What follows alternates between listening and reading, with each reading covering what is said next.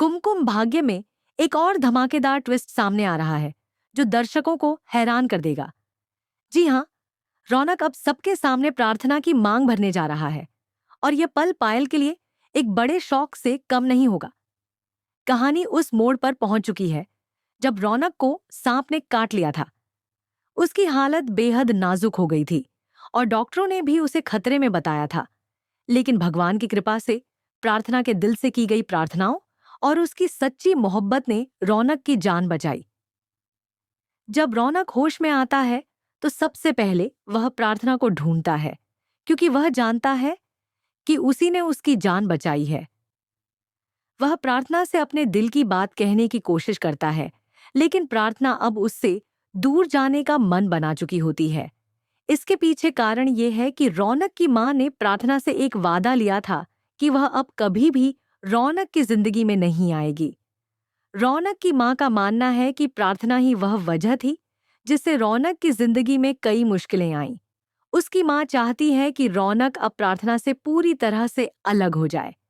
ये सुनकर रौनक का दिल टूट जाता है, लेकिन वह अपनी मां के खिलाफ कुछ नहीं कर सकता। वह अपनी मां की बात मानता है और अपनी भावनाओं को दबा देता है। इसी दौरान भौश की सच्चाई भी सामने आ जाती है।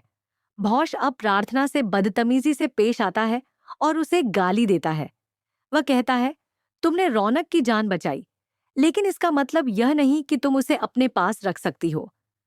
रौनक को यह सब सुनकर गुस्सा आ जाता है और वह भौश से भिड़ जाता है। वह कहता है, तुमने कभी मेरी मदद नहीं की और अब तुम मेरे और प्रार्थना के बीच आकर उसे नीचा दिखाने की कोशिश कर रहे हो। मैं तुम्हें ऐसा कभी नहीं होने दूंगा। रौनक का यह गुस्सा अब उसकी मां को भी हैरान कर देता है। वह प्रार्थना के लिए अपने प्यार का इजहार करने का फैसला करता है और वह ठान लेता है कि वह प्रार्थना की शादी भौश से नहीं होने देगा।